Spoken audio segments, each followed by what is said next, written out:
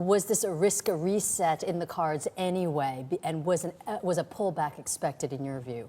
I mean, something was happening. You have the market near record highs, yet at the same time, a lot of sentiment indicators weakening. So what was going on? In fact, there was an interview with Robert Schiller that CNBC conducted recently, and he was talking about that. They asked him, what about market sentiment? And he was kind of saying, well, I don't know.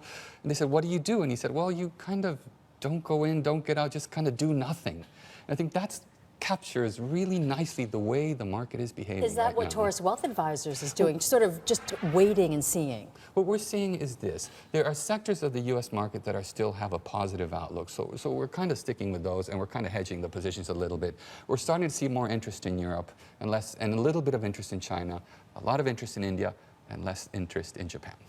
A lot of interest in India because of the reform platform there.